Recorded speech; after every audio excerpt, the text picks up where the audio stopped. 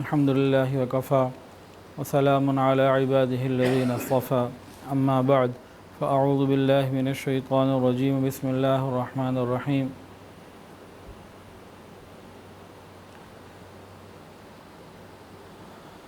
إن الدين عند الله الإسلام سبحان ربك رب العزة عما يصفون وسلام على المرسلين والحمد لله رب العالمين اللهم صل على سيدنا ومولانا محمد وعلى آل سيدنا ومولانا محمد وبارك وسلم اللهم صل على سيدنا ومولانا محمد وعلى آل سيدنا ومولانا محمد وبارك وسلم اللهم صل على سيدنا ومولانا محمد وعلى آل سيدنا ومولانا محمد وبارك وسلم۔ اللہ رب العزت کو اپنا دین بہت پسند ہے۔ اللہ رب العزت نے حضور پاک صلی اللہ علیہ وسلم کو دین کی تکمیل کے لیے بھیجا، اور حضور پاک صلی اللہ علیہ وسلم نے اپنے اس فرض منصبی کو بہت خوبصورت طریقے سے نبھایا اور بے شمار قربانیاں دیں دین متین کی خاطر۔ یہ دین اللہ رب العزت کو ایسا پسند ہے کہ بہت انبیاء، بہت بڑی تعداد میں انبیاء کرام، ان کے ماننے والے، وہ قربانیاں بھی دیتے رہے اور شہید بھی ہوتے رہے۔ شہداء کی بہت بڑی تعداد دین اسلام میں بھی ہے۔ حضور صلی اللہ علیہ وسلم نے صحابہ کرام کی جو تربیت کی، جو سمجھایا، تو ان کو ایک مزاج دیا، ان کا ایک مزاج بنایا۔ تو صحابہ کرام کا ایک مزاج تھا۔ ہم صحابہ کے واقعات کو جب بھی پڑھیں اور سنیں تو اس مزاج کو سامنے رکھیں جو ان کا تھا، جو ان کا معاشرہ تھا، جو ان کی سوچ تھی۔ آج ہمارا معاشرہ اور ہماری سوچ ان سے بہت مختلف ہو چکی ہے۔ حضور صلی اللہ علیہ وسلم نے تمام صحابہ کرام کو، مرد ہو عورت، بڑا ہو یا چھوٹا، بچہ ہو کہ بوڑھا، ہر ایک کو آپ نے سمجھا دیا تھا کہ ہم اللہ کے ہیں، جو کچھ ہمارے پاس ہے اللہ کا دیا ہوا ہے، اور سب کچھ کو چھوڑ کے ہم نے اللہ کے پاس جانا ہے۔ جانے سے پہلے اگر اللہ تعالیٰ کی طرف سے کوئی تقاضا آ جائے، دین یعنی دین کا کوئی ایسا تقاضا آ جائے، تمہیں جان یا مال قربان کرنی پڑے تو تم اپنے مال کو اور اپنی جانوں کو قربان کر دینا، اور ایک لمحہ بھی اس میں تاخیر نہ کرنا۔ صحابہ کرام کا تو یہ مزاج تھا۔ بے شمار واقعات ہیں کہ جب ضرورت پیش آئی صحابہ نے اپنے مال کو قربان کیا، جب ضرورت پیش آئی صحابہ نے گھروں کو چھوڑ دیا دین کے لیے، جب ضرورت پیش آئی صحابہ نے اپنی جانوں کو قربان کیا دین اسلام کے لیے۔ حضور صلی اللہ علیہ وسلم نے جو مزاج دیا تھا اس کو انہوں نے بھرپور طریقے سے اپنایا۔ ایک تو نبی علیہ السلام نے یہ بتایا تھا، ان اللہ اشتری من المؤمنین انفسهم واموالهم بان لهم الجنہ، کہ تمہاری جان، مال، یہ سب کچھ یہ اللہ کا ہے، جنت کے بدلے اللہ تم سے خرید چکے ہیں، تمہارا ہے ہی نہیں۔ مال اگر تم نے اللہ کے راستے میں دیا تو دیا ہی اللہ نے تھا، تو تم نے کیا دیا؟ جان دی، تو جان بھی تو اللہ نے دی ہوئی ہے، اور اس کے بدلے جنت کا تم سے فیصلہ کر لیا گیا ہے، سودا کر لیا گیا ہے۔ تو نبی علیہ السلام نے یہ سوچ دی تھی، یہ مزاج دیا تھا، اور صحابہ کا یہ مزاج بن گیا تھا کہ ہمیں جنت کے بدلے میں ہر چیز کی قربانی دے دینا ہمارے لیے آسان، اور انہیں دی جہاں ضرورت پیش آئی۔ تو یہ مزاج نبی علیہ السلام نے دیا تھا۔ اس مزاج کی وجہ سے کیا ہوا تھا کہ نبی علیہ السلام کی برکت سے ہر ایک کی خواہش یہ ہوتی تھی کہ میں جان قربان کر دوں۔ جان قربان کرنا یہ ان کی تمنا ہوتی تھی۔ نبی علیہ السلام نے شہادت کے جو فضائل انہیں بتا دیے تھے کہ اتنی بڑی نعمت، اتنا عظیم رتبہ، تو وہ شہادت کی تمنا کرتے تھے۔ ہم تو موت سے ڈرنے والے لوگ، ہمیں تو خوف آتا ہے، وہ تو تمنا کرتے تھے کہ شہادت مل جائے اور جلد سے جلد دنیا سے چلے جائیں۔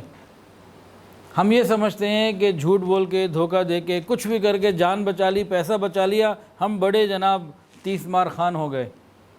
ان کی پوزیشن یہ نہیں تھی، وہ جان اور مال قربان کر کے خوش ہوتے تھے۔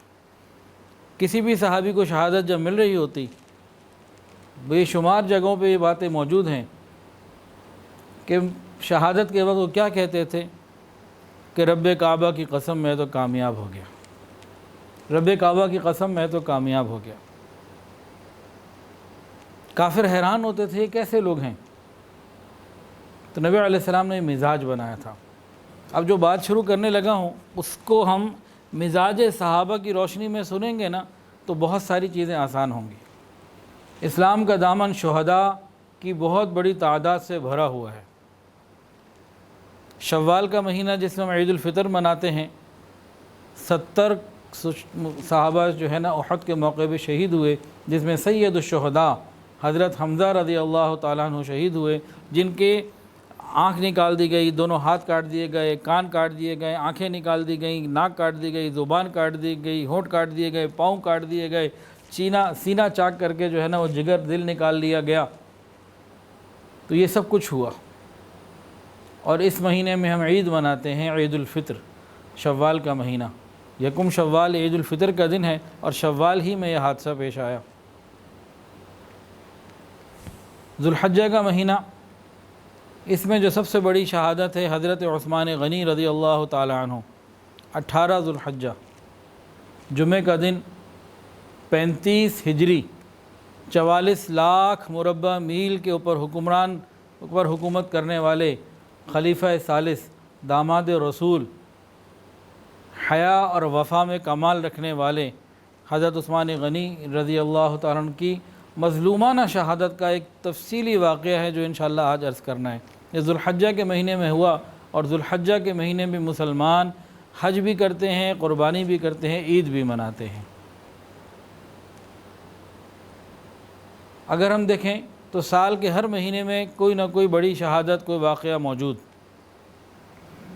لیکن آگے محرم کا مہینہ، تو محرم کے مہینے میں یکم محرم کو حضرت عمر فاروق رضی اللہ تعالیٰ عنہ کی شہادت کا واقعہ ہے۔ نماز پڑھا رہے تھے، روزے رسول پہ مصلی رسول پہ کھڑے ہو کے نماز پڑھا رہے تھے، شہادت کا واقعہ پیش آیا۔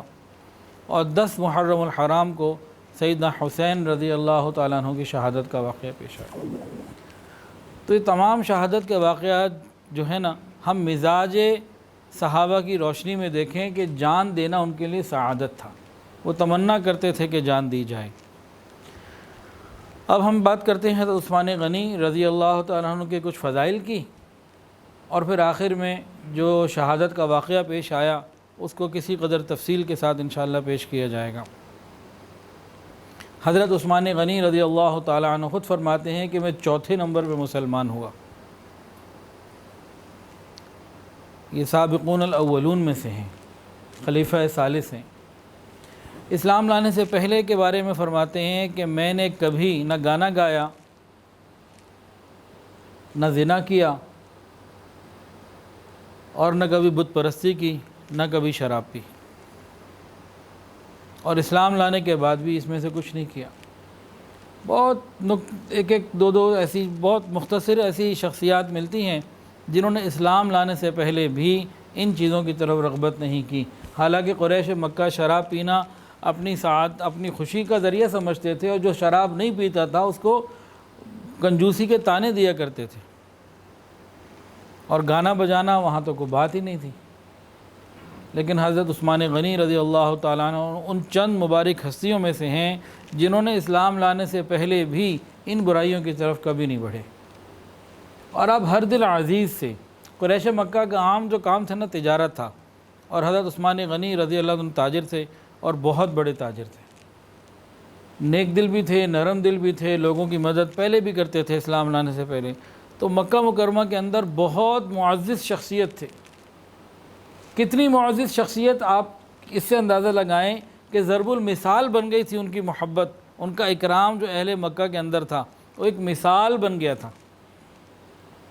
میں آپ کو بات پڑھ کے سناتا ہوں، مزہ آئے گا آپ کو۔ عام لوگ، عورتیں بھی اپنے شوہروں کو یہ یقین دلانے کے لیے یہ بات کیا کرتی تھیں۔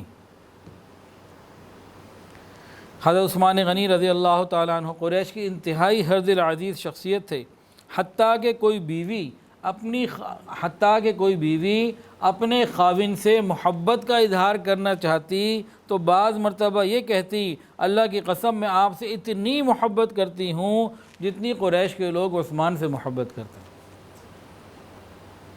اس درجے کی محبت تھی، عام لوگ بھی اتنی محبت کرتے تھے۔ یہی محبت اور یہی ان کا ہر دل عزیز ہونا مکہ کے اندر یہ وجہ بنا حدیبیہ میں حضرت عثمان غنی رضی اللہ تعالیٰ عنہ کو مسلمانوں کا سفیر، اسلام کا سفیر، نبی علیہ السلام کا سفیر بنانے کا، کہ حضور پاک صلی اللہ علیہ وسلم نے حدیبیہ کے موقع پہ یہ کام کیا۔ حضرت عثمان غنی رضی اللہ تعالیٰ عنہ نے بہت سارے قانون بنائے۔ ان میں سے ایک قانون یہ تھا کہ ایک آدمی نے کسی جھگڑے میں حضور پاک صلی اللہ علیہ وسلم کے چچا حضرت عباس رضی اللہ تعالیٰ عنہ کو حقارت کے ساتھ جو ہے نا ان کے ساتھ معاملہ کیا، اور حقارت آمیز معاملہ ہوا۔ جیسے ہی معاملہ ہوا، حضرت عثمان غنی رضی اللہ تعالیٰ عنہ نے اس شخص کی باقاعدہ پٹائی کی، اسے سزا دلوائی۔ کسی نے اعتراض کیا کہ جی یہ کیا بات ہوئی کہ آپ نے ان کو اس بات کے اوپر سزا دی؟ حضرت عثمان غنی رضی اللہ تعالیٰ عنہ نے ارشاد فرمایا کہ حضور صلی اللہ علیہ وسلم تو اپنے چچا کی عزت کریں، حضور صلی اللہ علیہ وسلم تو اپنے چچا کی عزت کریں، اور اگر آج کوئی ان کی عزت نہیں کرتا تو یہ کیسے ہو سکتا ہے کہ اس کو سزا نہ دی جائے؟ اور فرمایا اگر کوئی اس بے عزتی کرنے والے کا ساتھ دے گا میرے نزدیک وہ بھی مجرم ہے۔ صحابہ نے جب یہ پوائنٹ سنا تو حضرت عثمان غنی رضی اللہ عنہ کے اس نئے قانون کی انہوں نے توثیق فرمائی، خوشی کا اظہار کیا۔ یہاں سے غور کیجئے کہ نبی علیہ السلام کی بات نہیں ہو رہی، صحابی رسول کی بھی اگر کوئی بے عزتی کرتا ہے تو عثمان غنی رضی اللہ تعالیٰ عنہ نے ان کو بھی سزا دی کہ نبی علیہ السلام کا ان کا مقام ہے۔ حضرت عثمان غنی رضی اللہ تعالیٰ عنہ ہر جمعے والے دن ایک غلام آزاد کیا کرتے، یہ ان کی عادت تھی، اور جس جمعے کو شہید ہوئے ہیں آخری جمعہ جو ان کی زندگی کا تھا 20 غلام انہوں نے آزاد کیے، اور کسی جمعے میں اگر وہ رہ جاتا آزاد کرنا تو اگلے جمعے کو 2 کر دیا کرتے۔ یہ تو جمعے کی ترتیب تھی، اس کے علاوہ بھی جب موقع ملتا وہ کرتے رہتے تھے۔ اللہ اکبر کبیرہ۔ پھر غلاموں کے ساتھ محبت اور ان کے ساتھ تعلق کا معاملہ اپنی ایک مثال رکھتا ہے۔ ایک دفعہ انہوں نے اپنے غلام سے کہا کہ تم میرے کان کو پکڑو اور اسے مروڑو، کہ میں نے ایک دفعہ تمہارے کان کو پکڑا تھا، اب تم ادھر آؤ میرے کان کو پکڑو۔ وہ آیا، اس نے کان کو پکڑ لیا، انہوں نے کہا زور سے مروڑو اس کو۔ اس نے زور سے مروڑ لیا ہوگا تو کہنے لگے یہ دنیا کے اندر بدلہ دینا کتنا اچھا ہے کہ وہ آیا میرا کان مروڑ لیا، بات ختم ہو گئی، اگر قیامت کے دن بدلہ دینا پڑتا تو کتنا بھاری ہوتا۔ سوچ کا اندازہ لگائیں، ایک غلام کا کان مروڑا تو انہیں فکر تھی اس بات کی کہ دنیا میں ہی آسانی ہو جائے اور یہیں پہ معاملہ ختم ہو جائے، قیامت کے دن اس کان کے مروڑنے پر اگر عثمان کی پوچھ گچھ ہو گئی تو کیا بنے گا۔ اب جو لوگ ناجائز مارتے ہیں، چاہے وہ چھوٹے بھائیوں کو ماریں، بہنوں کو ماریں یا بیویوں کو ماریں، ان کا قیامت کے دن کیا بنے گا۔ بعض لوگ تو ایسے بھی ہیں جو بہت زور سے اور بہت زیادہ بھی مارتے ہیں۔ حضرت عثمان غنی رضی اللہ تعالیٰ عنہ عاشق قرآن تھے، ایک رکعت میں پورا قرآن تلاوت کر لیا کرتے تھے۔ مقام ابراہیم پہ مطاف میں ایک ہی رکعت میں پورا قرآن مکمل کر لیا کرتے تھے، اور شوق سے قرآن پڑھتے۔ کوئی دن ان کا قرآن مجید کی تلاوت سے خالی نہ ہوتا، بلکہ دیکھ کر قرآن پڑھتے۔ کوئی دن ایسا نہ ہوتا کہ وہ قرآن کا پیج نہ دیکھتے۔ اور ہم میں سے کتنے لوگ ایسے ہیں، کوئی دن ایسا نہیں ہوتا کہ فیس بک کا پیج ہم نہیں دیکھتے۔ اور حضرت عثمان غنی رضی اللہ عنہ فرمایا کرتے تھے لو طہرت قلوبکم ما شبعتم من کلام ربکم، اگر تمہارے دل پاکیزہ ہوتے تو تلاوت قرآن سے نہ بھرتے۔ یہ جو ہم قرآن نہیں پڑھتے، زیادہ نہیں پڑھا جاتا، فیس بک کا پیج روز کھول لیتے ہیں، قرآن کا پیج نہیں کھول پاتے، یہ کیا ہے؟ یہ ہمارے دل کی ناپاکی کی علامت ہے۔ حضرت عثمان غنی رضی اللہ تعالیٰ عنہ اتنا قرآن پڑھتے تھے کہ جس قرآن مجید کو وہ دیکھ کر پڑھتے حافظ تھے، لیکن جس قرآن مجید کو روزانہ دیکھ کر پڑھتے وہ ان کی زندگی میں پھٹ بھی گیا تھا، استعمال کے زیادہ ہونے کی وجہ سے، کثرت استعمال کی وجہ سے۔ اور ان کو قرآن مجید کا اتنا شوق تھا کہ جب ان کو محصور کر دیا گیا، ان کو انہی کے گھر کے اندر قید کر دیا گیا، تو 40 دن پانی نہیں ملا امام مظلوم کو۔ 40 دن، 3 10 5 20 25 دن نہیں، 40 ڈیز۔ کسی نے پوچھا جب پیاس لگتی ہے تو کیا کرتے ہیں؟ کہا کہ قرآن پڑھ لیتا ہوں، پیاس بجھ جاتی۔ اور آخری دن جو پیاس بجھنے کا اللہ نے انتظام کیا وہ کیا تھا؟ وہ اپنے موقع پہ انشاءاللہ آ جائے گا، لیکن پھر بھی ذرا پیاس کے ساتھ جوڑ لیتے ہیں۔ 40واں دن تھا جس دن شہادت ملی۔ اس دن نبی علیہ السلام کی زیارت ہوئی خواب میں، ساتھ حضرت ابوبکر بھی ہیں اور عمر بھی ہیں رضی اللہ تعالیٰ عنہما۔ نبی علیہ السلام نے پوچھا عثمان پیاس لگی ہے؟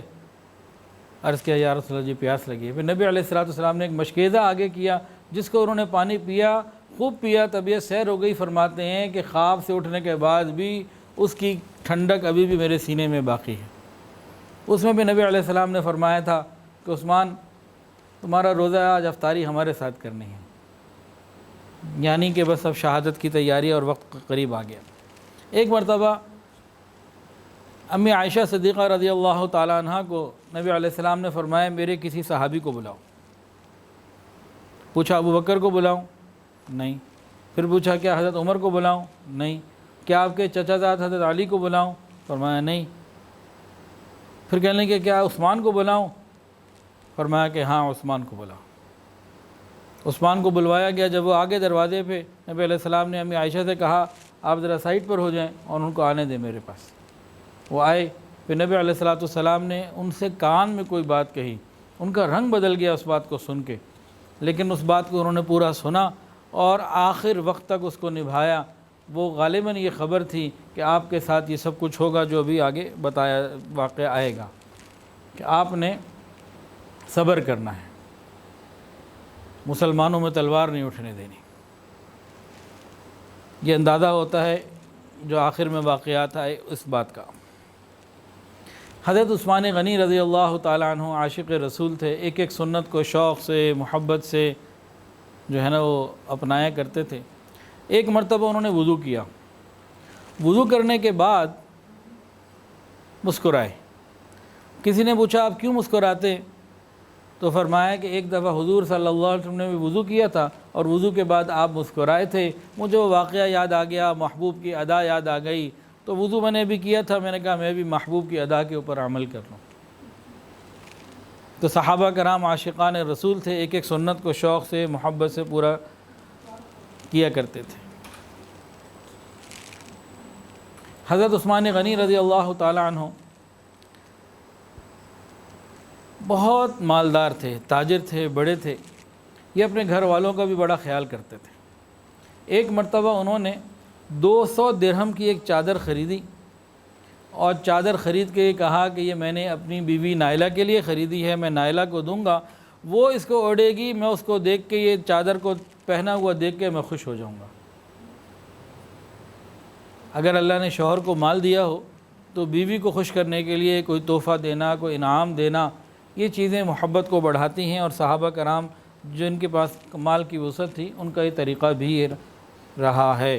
اللہ تعالیٰ ہمیں ان باتوں کی صحیح سمجھ عطا فرمائے۔ حضرت عثمان غنی رضی اللہ تعالی عنہ یہ داماد رسول بھی ہیں، اور ایک دفعہ نہیں 2 مرتبہ داماد رسول بنے، 2 مرتبہ۔ یہ وہ شرف ہے جو پوری امت میں سے کسی کو نہیں ملا سوائے حضرت عثمان غنی رضی اللہ تعالی عنہ کے۔ رسول اللہ صلی اللہ علیہ وسلم کی 4 صاحبزادیاں، کتنی؟ 4۔ پہلی ہیں سب سے بڑی حضرت زینب رضی اللہ تعالی عنہ، ان کے شوہر کا نام، داماد رسول کا نام حضرت عمرو بن عاص رضی اللہ تعالی عنہ۔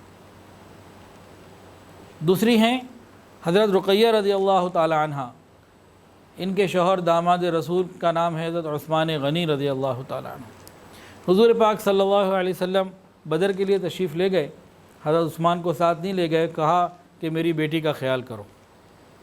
میری بیٹی بیمار تھی وہ، تو ان کی تیمارداری کی غرض سے اپنے داماد کو چھوڑ گئے کہ تم اس کا خیال کرو۔ اب حضرت عثمان غنی رضی اللہ تعالیٰ عنہ پیچھے مدینہ میں ہیں، نبی علیہ الصلوۃ والسلام بدر پہنچے۔ بدر پہنچ کے جب آپ نے مال غنیمت مسلمانوں میں تقسیم کیا، جو موجود مجاہدین تھے ان سب کو دیا، سوائے حضرت عثمان جو موجود نہیں تھے ان کو بھی شامل کر لیا، حالانکہ وہ مدینہ میں تھے لیکن نبی علیہ السلام کے حکم سے رکے تھے، تو یہ بھی ان کو اعزاز ملا اور بدریین میں ان کا نام شامل ہوا۔ جب نبی علیہ السلام واپس آئے ہیں تو آپ نے دیکھا کہ حضرت رقیہ رضی اللہ عنہ کا انتقال ہو چکا۔ نبی علیہ السلام نے حضرت عثمان کو دیکھا کہ بڑے غمگین بیٹھے ہیں، پوچھا کیا ہوا؟ کہا کہ جو کچھ میرے ساتھ ہوا کسی اور کے ساتھ تو نہیں ہوا، کہ آپ کے ساتھ جو دامادی کا رشتہ تھا وہ ختم ہو گیا، میرے ساتھ تو اتنا بڑا حادثہ ہوا۔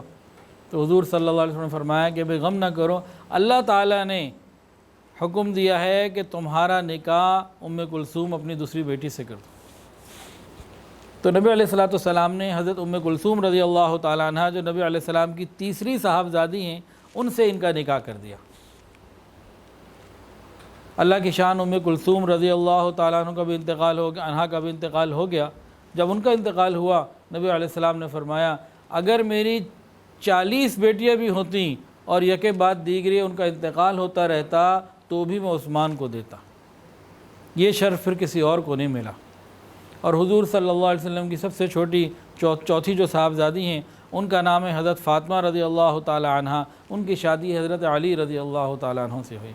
تو نبی علیہ السلام کی 4 صاحبزادیاں، جن میں سے 2 ایک کے بعد دیگرے حضرت عثمان غنی رضی اللہ تعالی عنہ کے حصے میں آئیں اور ان سے نکاح ہوا۔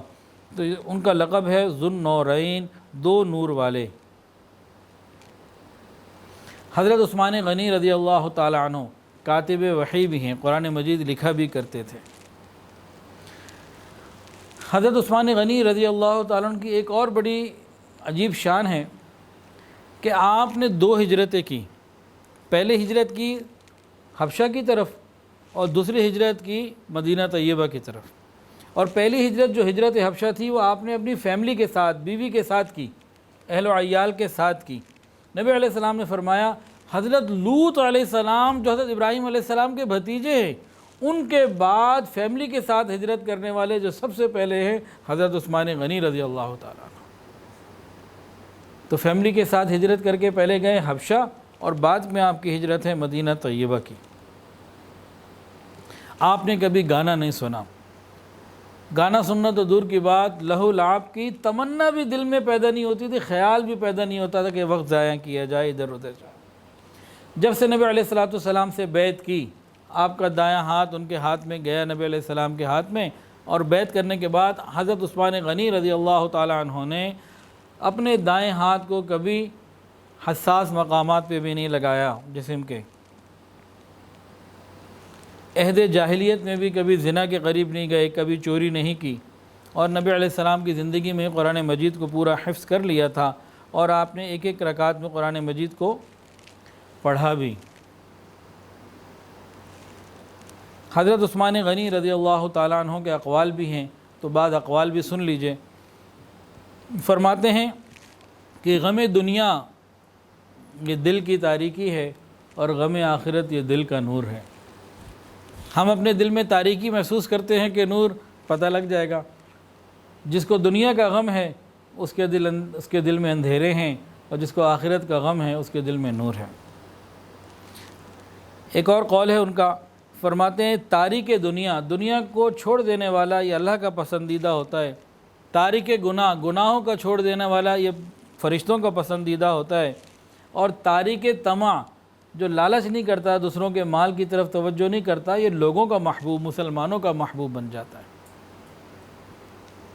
تو اللہ تعالیٰ کی محبت حاصل کرنی ہو تو ترک دنیا سیکھنا ہوگا، فرشتوں کی محبت حاصل کرنی ہو تو ترک گناہ، اور لوگوں کی محبت حاصل کرنی ہو تو جو لوگوں کے پاس مال ہے اس سے بے خیال ہو جانا۔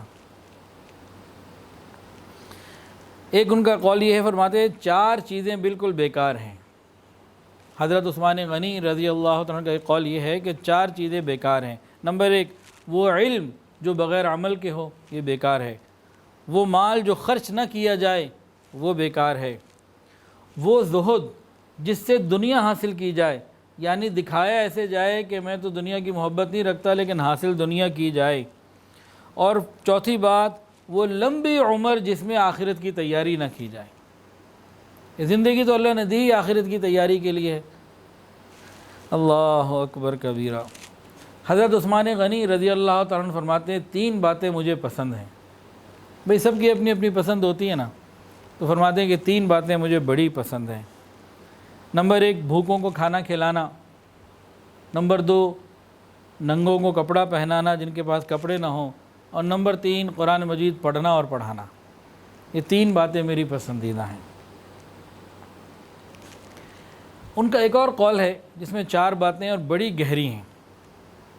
آج جب میں نے پڑھا تو دل خوش ہو گیا، بہت ہی گہری اور عجیب باتیں ہیں۔ فرماتے ہیں کہ بظاہر 4 باتوں میں خوبیاں تو ہیں، لیکن حقیقت کے اندر ان کے اندر کچھ امر اور احکامات بھی ہیں، کچھ ان کی باطنی کیفیات بھی ہیں۔ 4 چیزیں بظاہر اچھے اعمال ہیں، لیکن ان کے اندر کچھ 4 چیزیں چھپی بھی ہوئی ہیں۔ سنیے اور دل کے کانوں سے سنیے۔ فرماتے ہیں نیک لوگوں سے ملنا ایک خوبی ہے، لیکن ان کا اتباع کرنا یہ ضروری امر ہے، یہ حکم ہے۔ نیک لوگوں سے ملنا یہ ایک بہت بڑی خوبی اور کوالٹی ہے، لیکن ان نیک لوگوں کا اتباع کرنا، ان جیسا ہو جانا، اس کا حکم دیا گیا ہے۔ تو بہت سارے لوگ نیک لوگوں سے تو ملنے کی کوشش کرتے ہیں، لیکن ان جیسا ہونے کی کوشش نہیں کرتے۔ بات کی گہرائی کو سمجھیں۔ دوسری بات فرماتے تھے تلاوت قرآن مجید کی تلاوت کرنا ایک خوبی ہے، لیکن اس پر عمل کرنا یہ ضروری امر ہے، یہ ضروری ہے۔ خالی تلاوت سے بات مکمل نہیں ہوتی، تلاوت کے بعد عمل کرنے کی بھی ضرورت ہے۔ تیسری بات کہ مریض کی عیادت کرنا ایک خوبی ہے، لیکن اس کی وصیت کے اوپر عمل کرنا یہ ضروری امر ہے۔ اور چوتھی بات فرمایا کرتے تھے کہ زیارت قبور، قبر کے پاس جانا، قبر کی زیارت کرنا یہ ایک اچھی بات ہے، لیکن قبر پہ جانے سے پہلے قبر کی تیاری کرنا یہ ضروری امر ہے۔ زیارت قبور ایک اچھی نعمت ہے، اچھی صفت ہے، لیکن قبر میں جانے سے پہلے، اپنے قبر میں جانے سے پہلے اپنی قبر کے لیے تیاری کرنا یہ ضروری چیز ہے، اس کے بغیر چارہ نہیں ہے۔ کوئی ہم سے پوچھے بھی آپ کو کس چیز میں مزہ آتا ہے، کوئی کہے گا جی کرکٹ کھیلنے میں، کوئی کہے گا چاکلیٹ کھانے میں، کوئی کہے گا ونیلا آئس کریم کھانے میں، اور کوئی کہے گا جی بس موبائل پہ مجھے گیم مل جائے، میں گھنٹوں گیم کھیلتا رہوں۔ آج کل کے لوگوں کی اس قسم کی خواہشیں ہیں وغیرہ وغیرہ۔ تو کہنے لگے مجھے 4 باتوں میں عبادت الہی کا مزہ آتا ہے۔ 4 باتیں ایسی ہیں ان میں مجھے بڑا مزہ آتا ہے۔ نمبر 1، فرائض کی ادائیگی میں۔ نمبر 2، حرام اشیاء سے پرہیز کرنے میں۔ نمبر 3، امید اجر پر نیک کام کرنے میں۔ نمبر 4، اور خوف خدا کی وجہ سے برائیوں سے بچنے میں۔ مجھے ان میں مزہ آتا ہے۔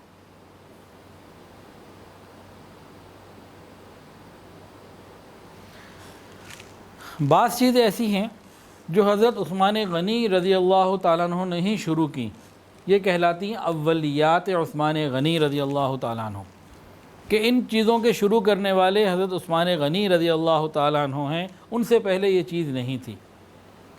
ان باتوں میں سے ایک ایسی بات بھی آئے گی، اس کو سمجھنے کے لیے ایک حکم نبی علیہ السلام کا ہمارے سامنے رہے۔ نبی علیہ السلام نے ارشاد فرمایا کہ میری اور خلفائے راشدین کی سنتوں کو لازم پکڑو۔ رسول اللہ صلی اللہ علیہ وسلم نے خلفائے راشدین کی سنت کو اپنی سنت فرمایا ہے۔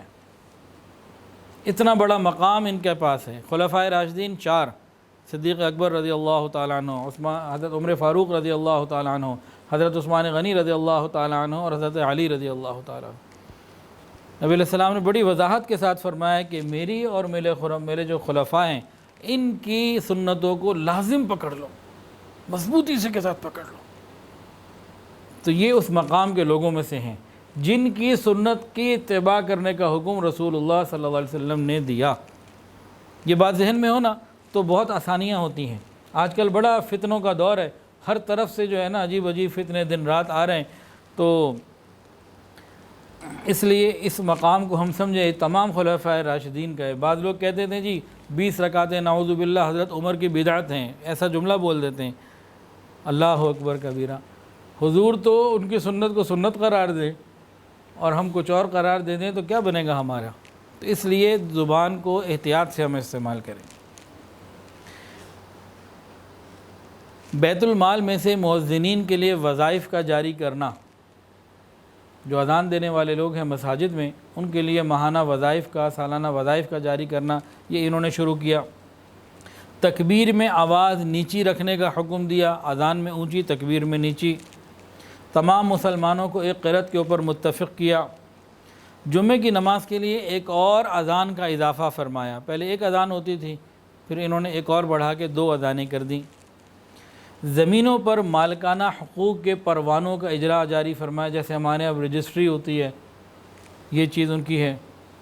بیت المال کے اونٹوں اور گھوڑوں کے چرنے کے لیے چراگاہوں کا نظام جو ہے وہ قائم کیا، اور دارالقضاء کے لیے ایک علیحدہ عمارت بنائی، عدالت اور جج مقرر کیے۔ بیت المال مہمان وغیرہ، بیت المال کے لیے الگ جگہ بنائی، مہمانوں کے رہائش کے لیے الگ جگہ بنائی۔ جدہ کی بندرگاہ خود تعمیر کروائی، اور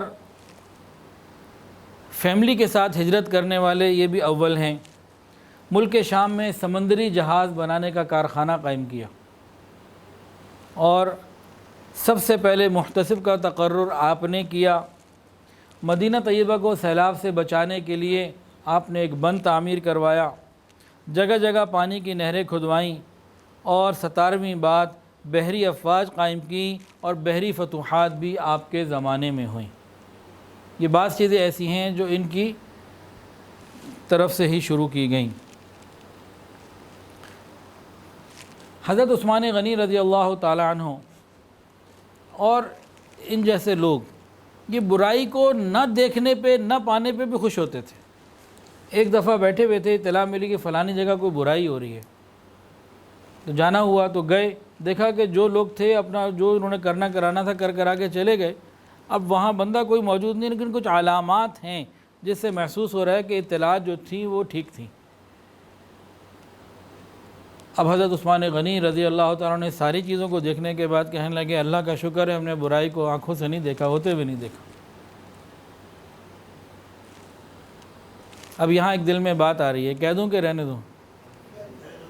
ہم جو لوگ ہیں نا، سر پہ پگڑی بھی ہے، چہرے پہ داڑھی بھی ہے، ٹخنے بھی ننگے رکھ لیتے ہیں، نمازیں بھی پڑھتے ہیں، لیکن واٹس ایپ اور سوشل میڈیا پہ ایسی بے شمار ویڈیوز دیکھتے ہیں جن کو دیکھے بغیر ہمارا گزارا ہو سکتا ہے۔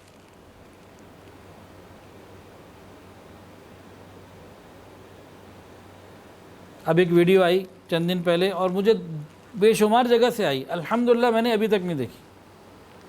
اس میں کسی کا ذکر تھا کہ جی کوئی شراب خانے کا افتتاح ہے اور فلاں صاحب وہاں موجود ہیں۔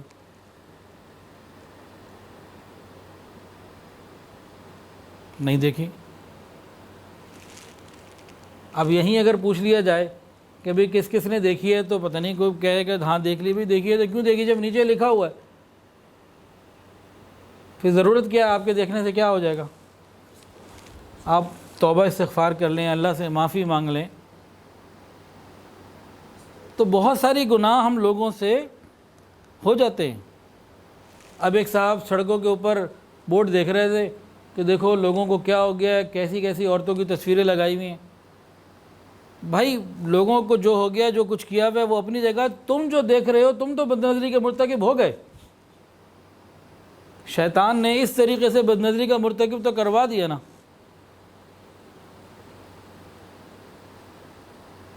ایک صاحب بازار میں جا رہے، میں مثال دے رہا ہوں سمجھانے کے لیے، بازار میں جا رہے، دیکھو عورتیں کیسا لباس پہنتی ہیں، کوئی پہننے کا لباس ہے۔ اب یہ جو تبصرہ کر رہا ہے عورتوں کے لباس کو دیکھ کر، یہ برائی کو تو دیکھ رہا ہے، نامحرم کو تو دیکھ رہا ہے، نامحرم کے دیکھنے کا مرتکب تو ہو رہا ہے نا۔ یہ گناہ تو اس کو مل رہا ہے۔ تو ہم اس سے بھی اپنے آپ کو بچانے کی فکر کریں۔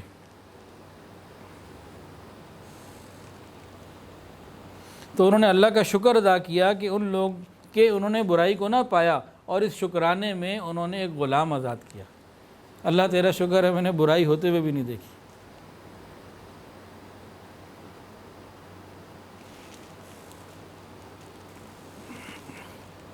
بہت بڑے مقام کے صحابی تھے حضرت عثمان غنی رضی اللہ تعالیٰ عنہ۔ ان کے قاتلین کے ساتھ تو برا انجام ہوا ہی تھا، جنہوں نے قتل کیا جو لوگ تھے، لیکن زندگی میں بھی ایک ایسا واقعہ ہوا کہ آپ جو ہیں وہ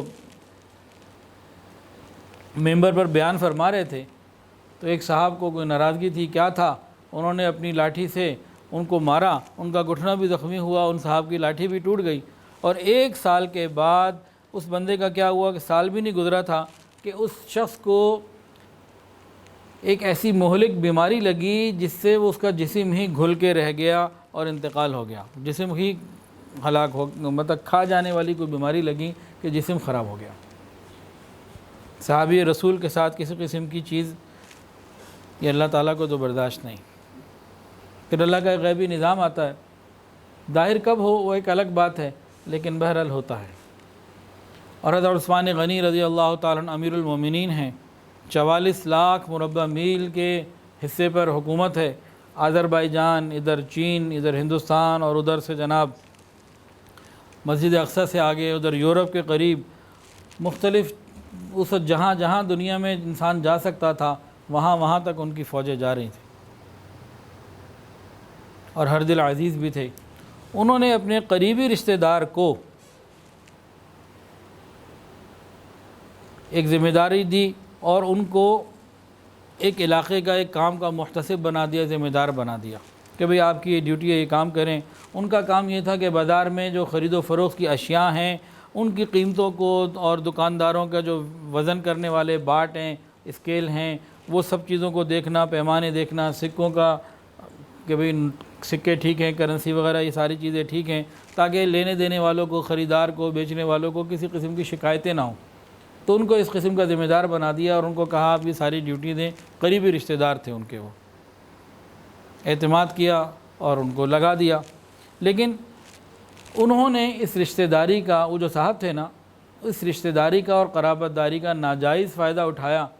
اب حضرت عثمان غنی رضی اللہ عنہ کو اطلاع ملی کہ بھئی یہ تو بعض چیزیں اپنے لیے مقرر کر لی ہیں اور بہت سے ناجائز فائدے یہ اٹھا رہے ہیں۔ تو حضرت عثمان غنی رضی اللہ تعالیٰ عنہ کو جیسے ہی اطلاع ملی، تصدیق کے فوراً بعد اس قریبی رشتہ دار کو اس عہدے سے فوراً میں ہٹا دیا کہ آپ اس سیٹ کا، اس پوزیشن کا ناجائز فائدہ نہیں اٹھا سکتے۔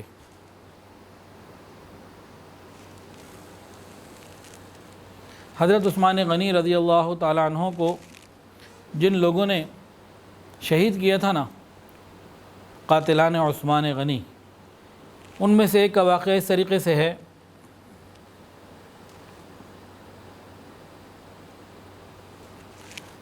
کہ ان میں ایک شخص تھا جو آگ چیخ رہا، آگ بول رہا تھا۔ تو ایک بزرگ ہیں جنہوں نے روایت کی ہے، وہ کہتے ہیں کہ میں اس کے قریب گیا تو میں نے دیکھا بندہ ایسا ہے جو زمین پہ گھسٹ رہا ہے، دونوں ہاتھ نہیں، دونوں پاؤں نہیں، اور دونوں آنکھیں بھی نہیں، اندھا بھی ہے، لولا بھی ہے، لنگڑا بھی ہے، اور چیخ رہا ہے آگ۔ میں نے اس سے پوچھا یہ تو کیا کر رہا ہے، یہ کیسی بات ہے؟ تو وہ تڑپ کے کہنے لگا کہ بات یہ ہے کہ میں حضرت عثمان غنی رضی اللہ عنہ کے قاتلوں میں سے شامل ہوں، اور میں نے ہی وار کیا تھا، اور جب ان کی بیگم آگے ان کو بچانے کے لیے آئیں تو میں نے پھر ایک تماچا مارا تھا، ان کی بیگم کے منہ پہ تھپڑ مارا تھا۔ اس وقت حضرت عثمان غنی رضی اللہ تعالی عنہ نے مجھے یہ کہا تھا تجھے کیا ہو گیا، عورت پر ناحق ہاتھ اٹھاتا ہے، خدا تیرے ہاتھ پاؤں کاٹے، تیری دونوں آنکھوں کو اندھا کرے اور تجھے آگ میں ڈالے۔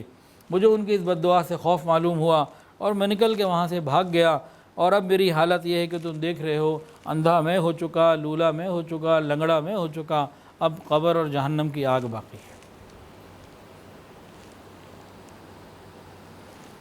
یہ حضرت عثمان غنی رضی اللہ عنہ کی زندگی کے بعض واقعات تھے۔ اللہ اکبر کبیرہ۔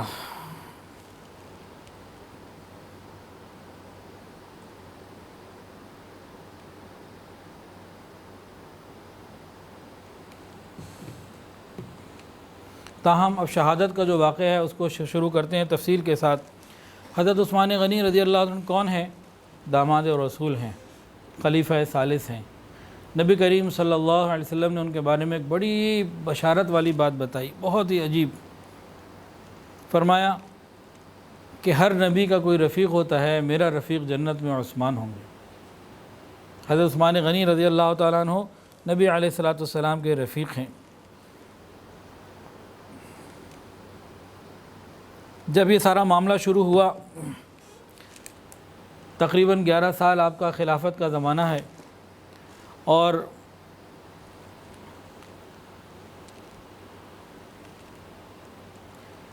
کچھ لوگ تھے جو دور سے آئے تھے، مصر سے اور مختلف علاقوں سے۔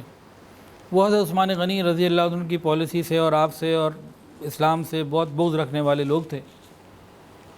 تو ان باغیوں نے مدینہ طیبہ میں اپنا ایک مرکز بنا لیا، اپنی ایک چھاؤنی سی بنا لی، اپنی ایک جگہ بنا لی۔ وہ ہر قیمت پر حضرت عثمان غنی رضی اللہ عنہ کو شہید کرنے کا فیصلہ کر چکے تھے۔ جب انہوں نے اپنی طرف سے ساری تیاریاں کر لیں تو جمعہ کا دن تھا، حضرت عثمان غنی رضی اللہ تعالیٰ عنہ ممبر پر تشریف لائے نماز جمعہ کا خطبہ دینے کے لیے، بیان کرنے کے لیے۔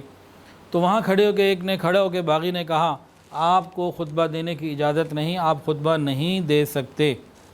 ایک صحابی کھڑے ہوئے، انہوں نے اس کو روکا، تو کئی اور باغی کھڑے ہو گئے، اور انہوں نے آپس میں سب نے یہ کہا کہ آپ خطبہ نہیں دے سکتے، آپ خطبہ نہیں دے سکتے۔ تو مسجد کے چاروں طرف سے یہ شور بلند ہوا۔ خیر حضرت عثمان غنی رضی اللہ عنہ نے خطبہ تو دے دیا، اور خطبہ دینے کے بعد ان باغیوں نماز ہو گئی، نماز کا اور خطبے کے بعد ان باغیوں نے باقاعدہ مسجد نبوی شریف میں شور مچایا اور مسجد نبوی شریف میں پتھراؤ شروع کر دیا۔ حضرت عثمان غنی رضی اللہ عنہ کے پاس ایک عصا تھا جو عصائے حبیب تھا، حضور پاک صلی اللہ علیہ وسلم کا عصا تھا، اس عصا کو بھی ٹکڑے ٹکڑے کر دیا، اس عصا کے بھی ٹکڑے ہو گئے۔ اس کا بھی انہوں نے خیال نہیں کیا کہ وہ عصا تھا مبارک جو نبی علیہ السلام کے ہاتھ میں رہا، پھر ابو بکر کے ہاتھ میں رہا، حضرت عمر کے ہاتھ میں رہا، اب حضرت عثمان کے ہاتھ میں تھا، اس کو بھی توڑ دیا۔ اس کے بعد انہوں نے پتھراؤ اتنا کیا، حضرت عثمان غنی رضی اللہ عنہ بے ہوش ہو گئے اور لوگوں کو نکال دیا۔ خیر تھوڑی دیر کے بعد حضرت عثمان غنی رضی اللہ عنہ کو وہاں سے بے ہوشی کے حالت میں مسجد نبوی شریف سے اٹھا کے ان کے گھر قصر خلافت میں ان کے گھر پہنچا دیا گیا، اور لوگ سارے وہاں سے چلے گئے۔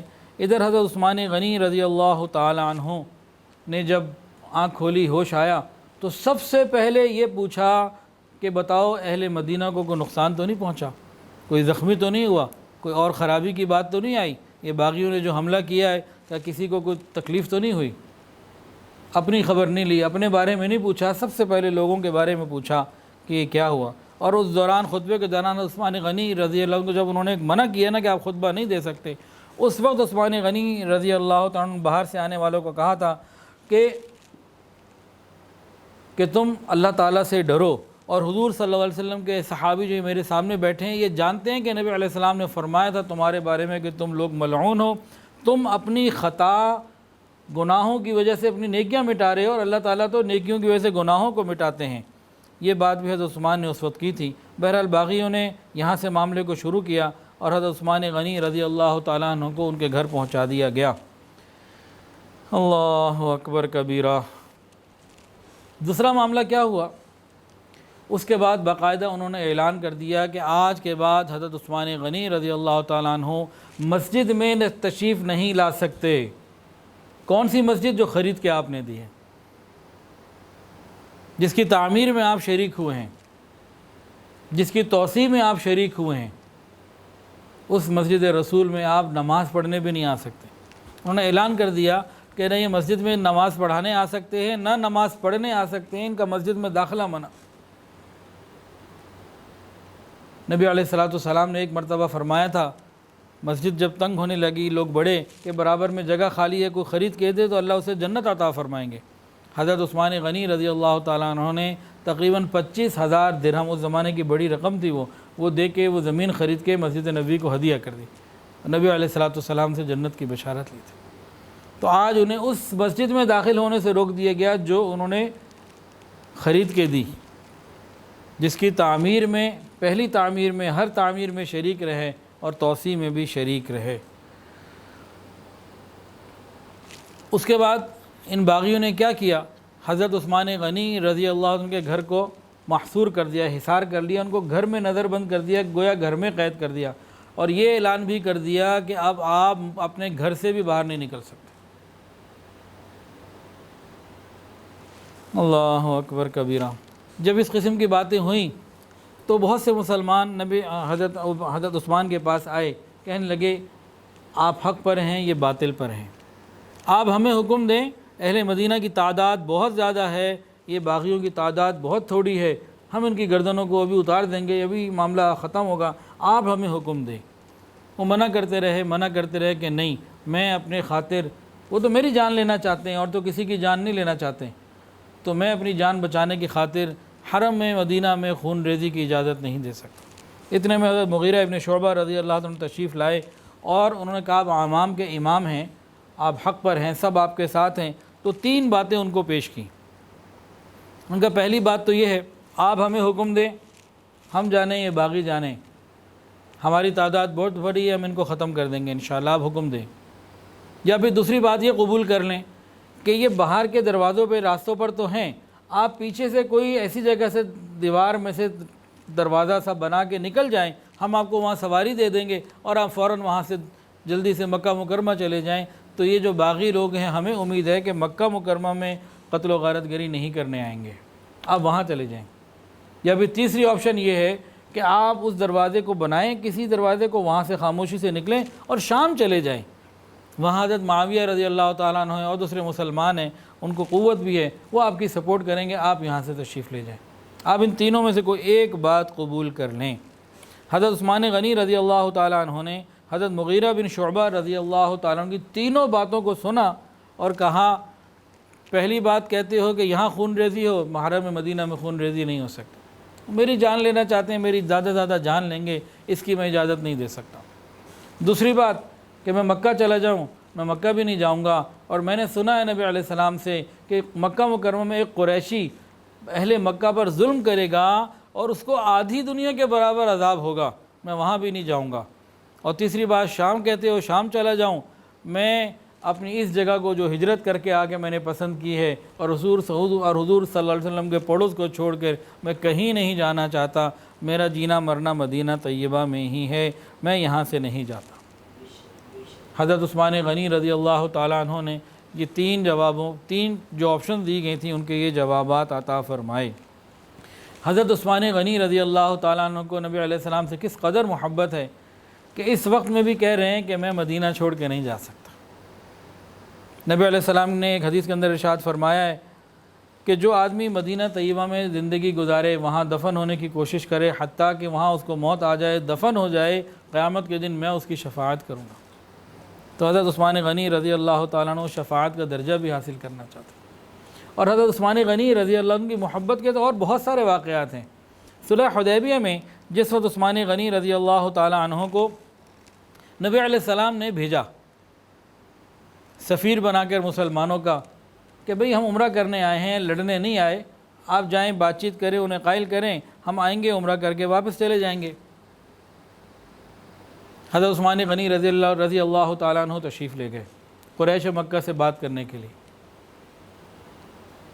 ادھر قریش مکہ نے کہا کہ آپ آ گئے ہیں، یہ بیت اللہ شریف سامنے ہے، احرام آپ نے پہنا ہوا ہے، آپ کی نیت اور ارادہ ہی عمرے کا ہے، تو آئیے کیجئے عمرہ، کریں طواف، آپ کو اجازت ہے، لیکن حضور صلی اللہ علیہ وسلم کو اور صحابہ کرام کو بالکل اجازت نہیں ہم دے رہے، آپ آئیں، آپ جناب عمرہ کر لیں، آپ کو بالکل اجازت ہے۔ اور قریش مکہ نے ان کے ساتھ ایک اچھا سلوک کیا، ان کو ویلکم کیا، ان کے لیے انتظامات کیے اور کہا جناب آپ نے کرنا ہے تو کر لیں۔ حضرت عثمان غنی رضی اللہ عنہ نے ارشاد فرمایا، یہ کیسے ہو سکتا ہے کہ آقا کے بغیر غلام عمرہ کر لے؟ یہ نہیں ہو سکتا۔ ادھر نبی علیہ السلام کے ساتھ چند صحابہ موجود تھے، انہوں نے کہا کہ عثمان کتنے خوش قسمت ہیں، مکہ پہنچ گئے، بیت اللہ بھی دیکھیں گے اور طواف کا موقع ہوگا، طواف بھی کر لیں گے۔ انہوں نے اس طرح کی بات کہی، نبی علیہ السلام نے فرمایا کہ نہیں، عثمان میرے بغیر طواف نہیں کر سکتا۔ یہ کیسی محبت کی باتیں ہیں۔ تو ابھی آپشن دی جا رہی ہے کہ باغی آپ کو محصور کر چکے ہیں، گھر کے اندر حالات خراب ہو گئے، آپ یہاں خون ریزی نہیں کرنا چاہتے، حالانکہ امیر المومنین آپ ہیں، اسلامی افواج آپ کے انڈر، پورا مدینہ آپ کے لیے جان دینے کے لیے تیار، آپ حکم کریں، لیکن آپ چاہتے ہیں کہ حرم مدینہ میں خون ریزی نہ ہو۔ آپشن دی گئی مکے چلے جائیں، وہ بھی منع کر دیا، شام چلے جائیں، ان کا مدینہ چھوڑنا مجھے گوارا ہی نہیں۔ یہ مدینہ سے محبت اور نبی علیہ الصلوۃ والسلام سے ان کی محبت۔ اس کے بعد پھر اگلا معاملہ کیا کیا ان باغیوں نے؟ 40 دن تک یہ محاصرہ رہا، 40 ڈیز۔ پہلے مسجد میں نماز پڑھانے پہ پابندی لگائی، پھر مسجد میں داخل ہونے پہ پابندی لگائی، اس کے بعد گھر میں محصور کر دیا۔ اب اگلا معاملہ انہوں نے یہ کیا کہ آپ کو دانہ پانی بھی اب کوئی نہیں پہنچا سکتا۔ اب کوئی شخص کھانا لے کے جانا چاہتا، اس سے لڑتے۔ اور پھر انہوں نے پانی کے بھی منع کر دیا کہ اب پانی بھی کوئی نہیں پہنچا سکتا، تو آپ کا کھانا پانی بھی ان لوگوں نے بند کرا دیا گیا۔ یہ کون ہیں؟ جنہوں نے پتہ نہیں ہزاروں نہیں لاکھوں لوگوں کو کھانا کھلایا اور پلایا ہوگا۔ بے شمار واقعات ہیں۔ ایک مرتبہ مدینہ طیبہ میں قحط پڑا، چیزیں مہنگی ہو گئیں، اتنے میں حضرت عثمان غنی رضی اللہ تعالیٰ عنہ کا 1000 اونٹوں کا قافلہ غلے سے لدا ہوا بھرا ہوا مال آ گیا۔ آپ پک اپ سمجھ لیجئے کہ 1000 پک اپ پہ مال آ گیا، 1000 اونٹ لدے ہوئے تھے مال سے، وہ مال آ گیا، غلہ آ گیا۔ مدینہ کے تاجر آگے حضرت عثمان کے پاس اپنی اپنی دولت لے کے، اپنی اپنی آفرز لے کے کہ عثمان 100 روپے کا مال 150 میں دے دو، 50% نفع لے لو۔ کہا نہیں۔ اچھا 100% 100 کا مال 200 میں دے دو۔ کہا نہیں۔ کسی نے 300 بھی کہہ دیا، تو بڑی بڑی آفرز آئیں۔ حضرت عثمان غنی رضی اللہ عنہ فرمایا کہ نہیں، میں ابھی سوچوں گا، مجھے تو 1 کا 10 ملتا ہے، کوئی ہے جو 1 کا 10 دے؟ تو انہوں نے کہا نہیں ہے، ہم تاجر تو ہیں لیکن ہمیں یقین نہیں آتا کہ کوئی 1 کا 10 دینے والا بھی ہو۔ وہ ڈیل نہ ہوئی۔ انہوں نے کہا کہ بھئی مجھے میرا رب 1 کا 10 دینے والا ہے، من جاء بالحسنۃ فلہ عشر امثالھا۔ وہ سارے کا سارا غلہ اہل مدینہ میں فقراء میں تقسیم کروا دیا، 1 روپیہ بھی نہیں لیا۔ اس مال کا جو شارٹیج کے زمانے میں لوگ کئی گنا دینے کے لیے تیار تھے۔ یہ کاروباری آدمیوں سے پوچھیں نا، ہمارے معاملے میں، ہماری زندگیوں میں جب کسی چیز کی شارٹیج ہوتی ہے پھر ہمارے رویے کیا ہوتے ہیں۔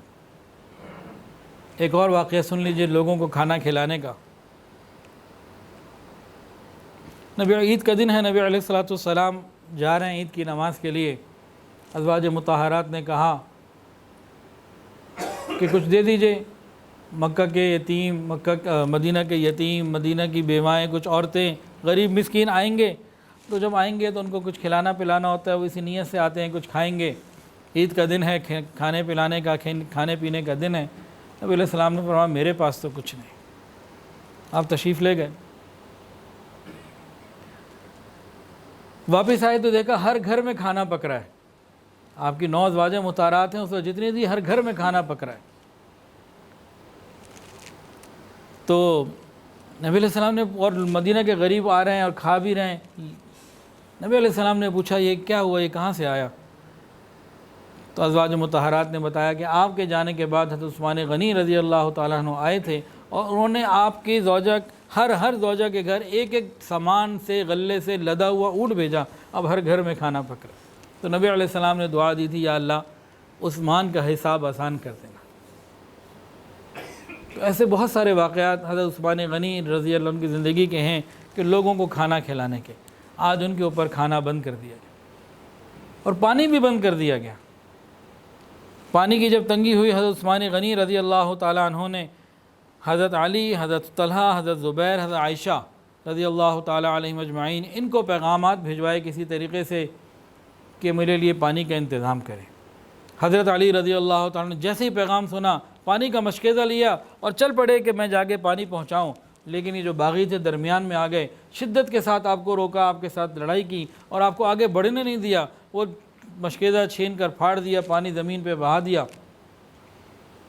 حضرت عثمان کا گھر سامنے، حضرت علی پانی نہ پہنچا سکے۔ جب پانی نہ پہنچا سکے تو حضرت علی رضی اللہ تعالیٰ عنہ نے اپنا عمامہ جو پگڑی ہے وہ اتاری اور اچھال کے حضرت عثمان غنی رضی اللہ تعالیٰ عنہ کے گھر کے اندر پھینک دی کہ عثمان کو یقین آ جائے کہ علی نے کوشش تو پوری کر لی، جتنی وہ کوشش کر سکتا تھا وہ کوشش تو کر لی۔ اور حضرت علی رضی اللہ تعالیٰ عنہ نے غصے کے عالم میں ان باغیوں سے بھی فرمایا کہ تم کیا کر رہے ہو، یہ تو نہ مسلمانوں کا دستور ہے نہ کافروں کا، کافر بھی اپنے قیدی کو کھانا پینے سے نہیں روکتے، یہ تم کیا کر رہے ہو، اور تم کیسے حلال سمجھتے ہو حضرت عثمان کے محاصرے کو اور ان کے قتل کے در پہ ہو، اس بات کو تم کیسے حلال سمجھ لیتے ہو۔ بہرحال ان لوگوں کے اوپر نہ کوئی اثر ہونا تھا نہ ہوا، اور حضرت علی رضی اللہ تعالیٰ عنہ واپس تشریف لے آئے۔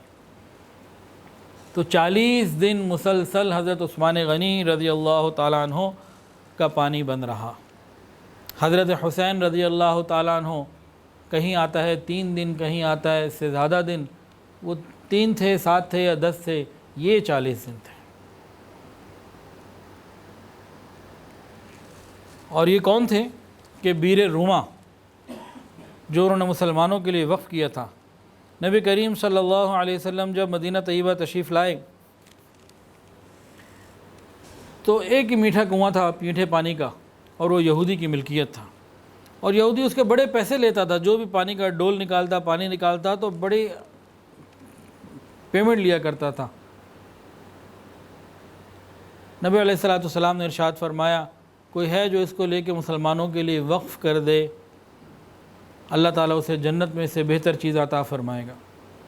اب حضرت عثمان غنی رضی اللہ عنہ کے بعد دولت تو تھی، بزنس مین بھی تھے، وہ پہنچ گیا اس یہودی کے پاس، ہاں بھائی سودا کرو، یہ مجھے دے دو۔ نے کہا میں نہیں بیچتا، میرے اتنے پیسے ہیں، مجھے یہاں سے مال آتا ہے کہ میری انکم ہوتی ہے، میں نہیں سیل کرتا۔ حضرت عثمان غنی رضی اللہ تعالیٰ عنہ یہ بھی بہرحال کاروباری تھے، انہوں نے ڈیل کی، انہوں نے کہا دیکھو بھائی ایسا کرو، پیمنٹ پوری لے لو اور حق آدھا دے دو۔ میں نے کہا کیا مطلب؟ کہ بھائی مطلب یہ ہے کہ تمہارے اس کنویں کی جتنی قیمت ہے پیمنٹ مجھ سے ساری لے لو، اور حق آدھے کا مطلب یہ ہے کہ ایک دن تم نکالو، ایک دن میں نکالوں گا، تو ایک دن مجھے دے دو، ایک دن تم لے لو۔ اس نے کہا ہاں یہ بات تو ٹھیک ہے، ایک دن آپ نکالیں، ایک دن میں نکالتا ہوں، تو اس طرح میرا کام بھی چلتا رہے گا، پیمنٹ بھی مجھے اکٹھی یکمشت پوری فل اماؤنٹ مل جائے گی۔ تو 35,000 درہم اس کو دے دی۔ اب حضرت عثمان غنی رضی اللہ تعالیٰ نے جب وہ لیا اور اعلان کر دیا کہ میری باری کا جو دن ہے اس میں جو پانی نکالے سب فری، اب وہ مسلمان نکالے یا کوئی غیر مسلم نکالے، سب کے لیے فری۔ اب لوگوں کو ایک دن فری ملنا لگا اور ایک دن بڑا پیمنٹ کے اوپر، تو لوگوں نے کہا بھی ایک دن صبر کر لیتے ہیں، فری والے دن لے لیتے ہیں۔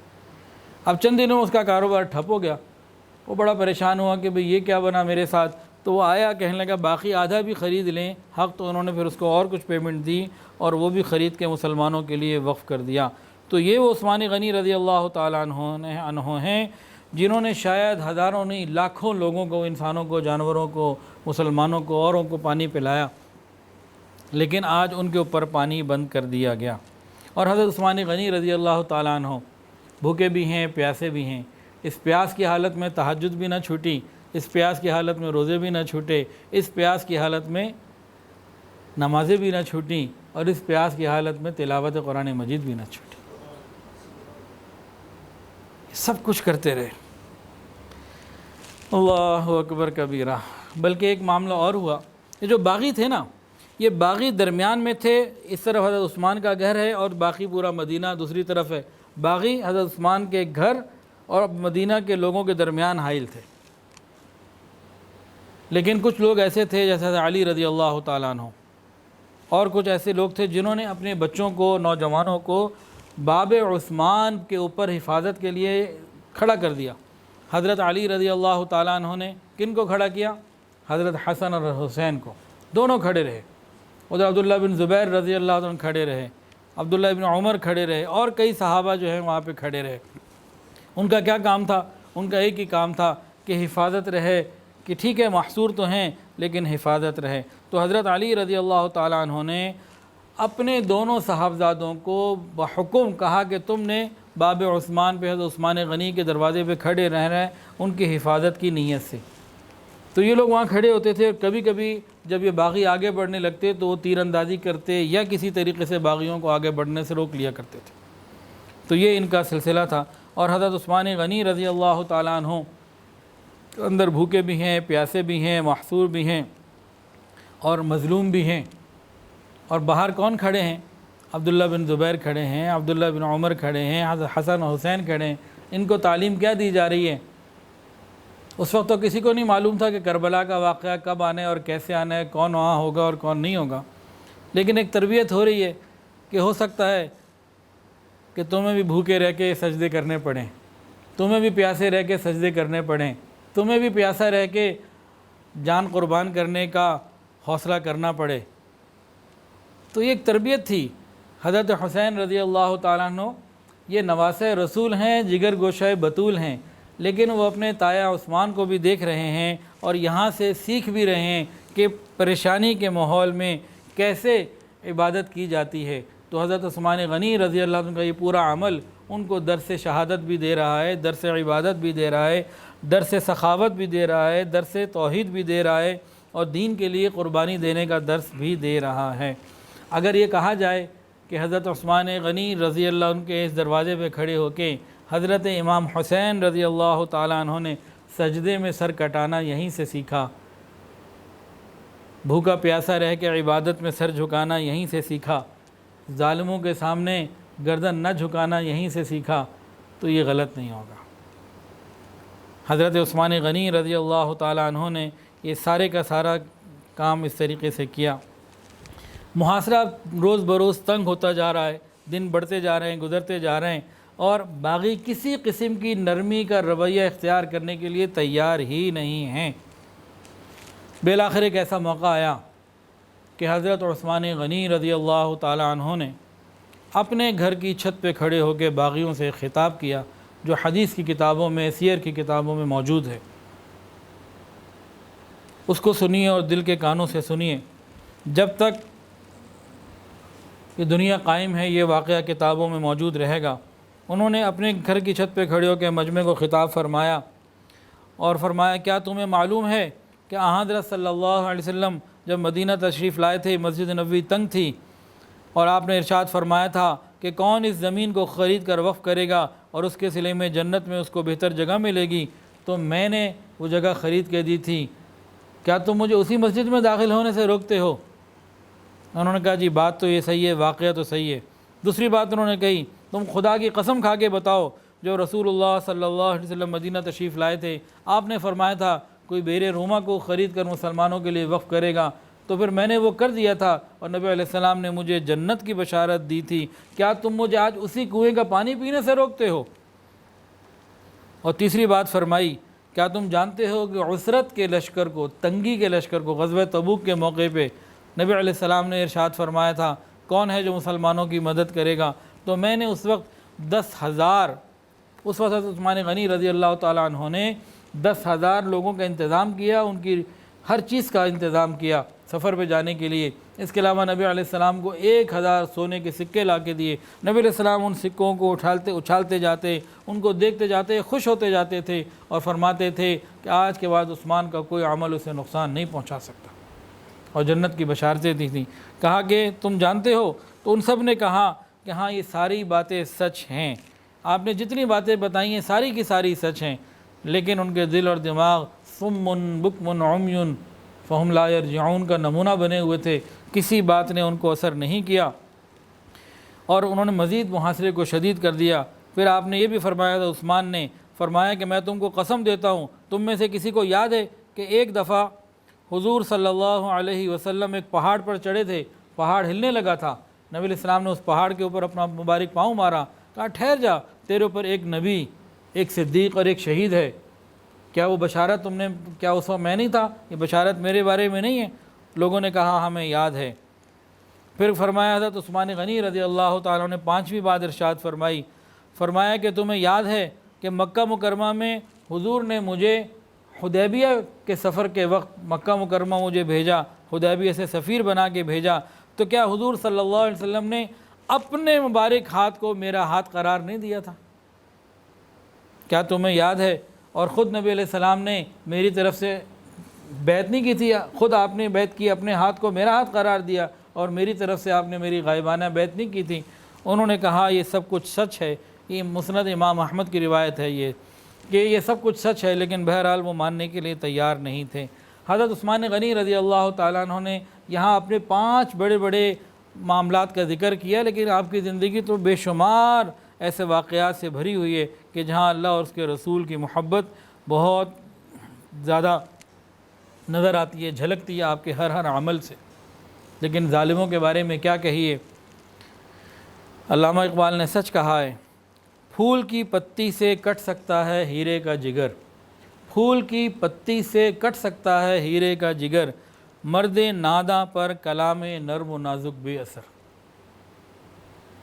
کہ نرم کلام ان کے اوپر اثر نہیں کر رہا تھا، اصل میں وہ لاتوں کے بھوت تھے، وہ باتوں کے بھوت نہیں تھے، باتوں سے ماننے والے نہ تھے، انسان کی شکل میں بھیڑیے بھی تھے اور درندے بھی تھے، اور حضرت عثمان غنی رضی اللہ عنہ کے خون کے پیاسے بھی تھے۔ اللہ کی شان، اب 40واں دن قریب آ رہا ہے۔ یہ محاصرین جو ہیں یہ بھی اب فائنل حملہ کرنا چاہتے ہیں اور شہادت کا مطلب ان کو شہید کرنا چاہتے ہیں، اور ادھر سے حضرت عثمان غنی رضی اللہ تعالیٰ عنہ بھی شہید ہونے کے لیے پوری طریقے سے تیاری کر رہے ہیں۔ یعنی جو باہر ہیں وہ شہید کرنا چاہتے ہیں، جو اندر ہیں وہ شہید ہونا چاہتے ہیں۔ اللہ اکبر کبیرہ۔ حضرت عثمان غنی رضی اللہ تعالیٰ نے جب دیکھ لیا اور 40 دن گزر رہے ہیں، 40واں دن ہے، تو سب میں انہوں نے محسوس کر لیا۔ تو ایک دن وہ اپنے چھت کے اوپر کھڑے ہوئے، گھر کی چھت کے اوپر قصر خلافت سے نکل کے چھت پہ آئے اور اہل مدینہ کو آواز دی اور فرمایا، اے اہل مدینہ، میں تمہیں اللہ کے حوالے کرتا ہوں اور خدا سے دعا کرتا ہوں کہ میرے بعد اللہ تعالیٰ تمہیں اچھا خلیفہ عطا فرمائے۔ جب یہ جدائی کی گھڑیاں قریب ہیں، انہوں نے اپنے گھر کی چھت پہ کھڑے ہو کے کیا فرمایا، اے اہل مدینہ، میں تمہیں اللہ کے حوالے کرتا ہوں اور خدا سے دعا کرتا ہوں کہ میرے بعد تمہیں اللہ تعالیٰ اچھا خلیفہ عطا فرمائے۔ اس کے بعد اہل مدینہ کو حکم دیا کہ میری طرف سے کسی کو جنگ کرنے کی اجازت نہیں ہے، بلکہ سب اپنے اپنے گھروں میں لوٹ جائیں۔ تو کچھ لوگ تو لوٹ گئے، لیکن حضرت حسن رضی اللہ تعالیٰ عنہ، حسین رضی اللہ تعالیٰ عنہ، عبداللہ ابن زبیر رضی اللہ تعالیٰ عنہ، یہ لوگ جو ہیں یہ ان کے دروازے پہ کھڑے رہے، یہ نہیں گئے۔ اللہ اکبر کبیرہ۔ حضرت عثمان غنی رضی اللہ عنہ کو یقین ہو چکا تھا کہ نبی علیہ السلام کی وہ شہادت کی پیشین گوئی، وہ وقت بہت قریب آ چکا ہے، اور وہ اس وصیت کے اوپر قائم تھے کہ مسلمانوں میں خون ریزی جو ہے وہ نہیں پھیلنے دینی۔ بہرحال یہ آخری دن ہے، جمعہ کا دن ہے۔ حضرت عثمان غنی رضی اللہ تعالیٰ عنہ کو نبی علیہ السلام کی خواب میں زیارت نصیب ہوتی ہے۔ حضرت ابوبکر رضی اللہ عنہ بھی ساتھ ہیں، عمر فاروق رضی اللہ تعالیٰ عنہ بھی ساتھ ہیں، اور نبی علیہ السلام نے ان کو فرمایا کہ عثمان، ہم تمہاری افطاری کے منتظر ہیں، ہم تمہارے ساتھ افطاری کے منتظر ہیں۔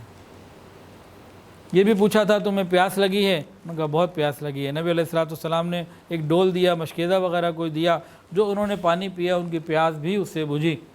فرماتے ہیں کہ وہ ٹھنڈک ابھی بھی مجھے اپنے سینے میں محسوس ہو رہی۔ پھر نبی علیہ السلام نے فرمایا کہ عثمان، آج افطاری تمہارے ساتھ ہوگی۔ یعنی ان کو یقین ہو گیا کہ آج کا دن میری شہادت کا دن ہے۔ تو وہ جب بیدار ہوئے اور حاضرین سے انہوں نے اپنے خواب کا تذکرہ بھی کیا اور اپنی اہلیہ سے فرمایا کہ میری شہادت کا وقت آ گیا ہے، اب باغی مجھے نہیں چھوڑیں گے۔ انہوں نے کہا امیر المومنین ایسا نہیں ہو سکتا۔ پھر انہوں نے کہا کہ اپنی اہلیہ سے کہا اچھا مجھے وہ پاجامہ دے دو جو میں نہیں پہنتا تھا، مجھے ایک پاجامہ دے دو۔ نیا پاجامہ منگوایا۔ عام طور سے آپ لنگی پہنا کرتے تھے، پاجامہ نہیں پہنا کرتے تھے۔ اب کتابوں میں تو یہ بات نہیں لکھی ہوئی، لیکن میرا گمان یہ ہے کہ شاید انہوں نے پاجامہ اس لیے پہنا کہ انہیں یقین تھا کہ یہ شہید کر دیں گے تو سطر نہ کھل جائے۔ یہ میرا گمان ہے، یہ میں نے کتاب میں کسی کتاب میں نہیں پڑھا۔ آج کئی کتابیں میں نے دیکھی تو یہ بات تو مجھے 2 جگہ ملی کہ وہ ہمیشہ لنگی جو تہبند ہے وہ باندھا کرتے تھے۔ اس وقت انہوں نے باقاعدہ اہتمام کے ساتھ پاجامہ منگوایا، لیکن اس کی وجہ مجھے ان جو کتابیں پڑھی ان میں نہ ملی۔ یہ میرا گمان ہے کہ ان کے ذہن میں یہ ہوگا کہ اس میں پردے کی جو ہے نا پوزیشن ذرا بہتر ہوتی ہے۔ آپ نے اس پاجامے کو پہنا اور یہ آپ کی زندگی کا آخری دن ہے، اور آپ نے اپنے 20 غلاموں کو آزاد کر دیا اور قرآن مجید لے کے بیٹھ گئے اور قرآن مجید کی تلاوت میں مشغول ہو گئے اور اپنے آپ کو اللہ تعالیٰ کے حوالے کر دیا۔ اگر حضرت عثمان غنی رضی اللہ تعالیٰ عنہ اس وقت یہ فیصلہ نہ کرتے بلکہ باغیوں سے نمٹنے کا فیصلہ کرتے تو نقشہ کچھ اور ہوتا، لیکن بہرحال جو اللہ کی طرف سے مقدر ہونا ہوتا ہے ہوتا ہی وہی ہے۔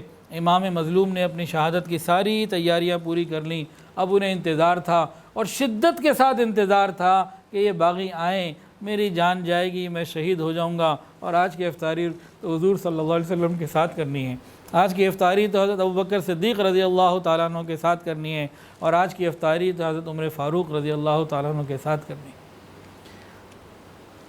وہ شوق ملاقات ایسا تھا کہ بس ہر چیز کو چھوڑ کے روزے سے ہیں، قرآن مجید کی تلاوت کر لی، کرتے چلے جا رہے ہیں اور بیٹھ گئے ہیں کہ بس اب جو بھی ہوگا، اور انہیں یقین تھا کہ نبی علیہ السلام نے جب کہہ دیا افطاری تمہارے ساتھ ہونی ہے تو بس یہ آج میری زندگی کا آخری دن ہے۔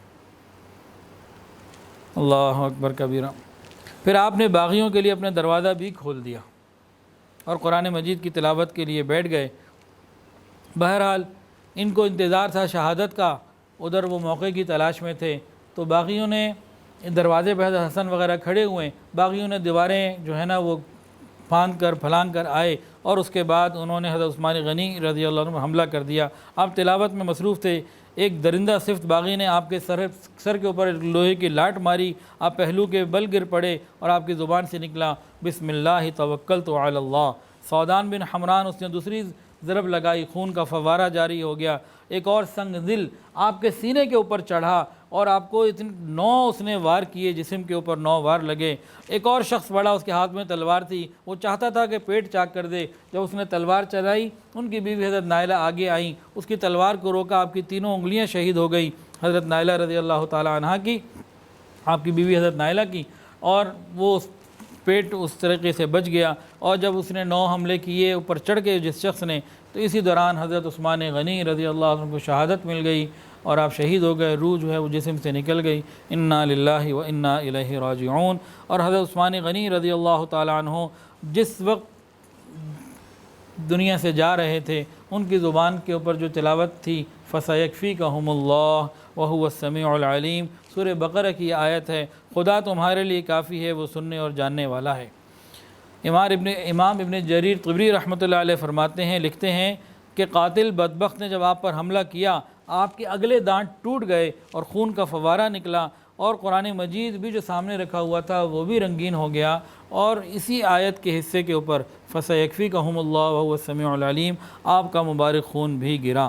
اور اسی طرح اسی تکلیفوں میں آپ نے سبحان اللہ العظیم بھی کہا، تو 3 کلمات سبحان اللہ العظیم، فَسَيَكْفِيكَهُمُ اللَّهُ اور بسم اللہ توکلت علی اللہ، یہ آپ نے جو ہیں وہ اس وقت بیان کیے، بسم اللہ توکلت علی اللہ۔ تو بہرحال حضرت عثمان غنی رضی اللہ تعالیٰ عنہ کے لیے اللہ واقعی کافی ہو گیا۔ کسی نے کیا خوب لکھا ہے کہ کسی کی شہادت کی گواہی مکہ کی گلیاں دیں گی، کسی کی شہادت کی گواہی مدینہ کی گلیاں دیں گی، کسی کی شہادت کی گواہی بدر کا میدان دے گا، کسی کی شہادت کی گواہی احد کا میدان دے گا، کسی کی شہادت کی گواہی حجاز کے میدان دیں گے، اور کسی کی شہادت کی گواہی کربلا کا میدان دے گا، لیکن قربان جاؤں تیرے میں عثمان، تیری شہادت کی گواہی اللہ کا قرآن دے گا، کہ اللہ کا قرآن جو وہ پڑھ رہے تھے وہ قیامت کے دن ان کی شہادت کا گواہ بنے گا۔ عام طور سے دیکھا یہ گیا ہے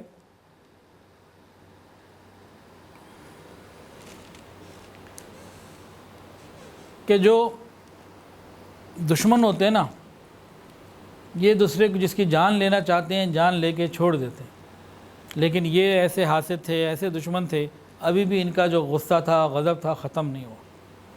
خیر جب وہ شہید ہو چکے، حضرت نائلہ جو تھیں وہ اپنے گھر کی چھت پہ کھڑی ہوئیں، اور انہوں نے پھر یہ لوگوں میں، مدینہ والوں میں اعلان کر دیا کہ لوگوں تمہارے خلیفہ کو باغیوں نے شہید کر دیا۔ جیسے ہی اعلان لوگوں نے سنا تو پورے مدینہ کے اندر ایک کوہرام مچ گیا، ایک غم کی کیفیت ہو گئی، اور حضرت علی رضی اللہ تعالیٰ عنہ یہ بڑے غصے میں، جذبات کے ساتھ اور بڑی تیزی سے باب عثمان کی طرف آئے، حضرت عثمان کے دروازے پر، اور دیکھا حضرت حسن اور حسین کو، ایک کو آپ نے اپنے جذبات میں تھے، غصے میں ایک کو آپ نے مارا تو ان کے چہرے پہ لگا، تھپڑ لگا، ایک کے سینے پہ مارا، کہا تمہیں کھڑا نہیں کیا تھا، تمہیں ذمہ داری نہیں دی تھی، تمہارے یہاں موجودگی میں کیسے ہو گیا؟ لیکن وہ اللہ کا حکم تھا، جو ہونا تھا وہ ہو گیا۔ تو حضرت عثمان غنی رضی اللہ عنہ کی شہادت کے اوپر حضرت علی رضی اللہ عنہ بھی بہت غمگین، اور تمام صحابہ بہت ہی زیادہ غمگین تھے۔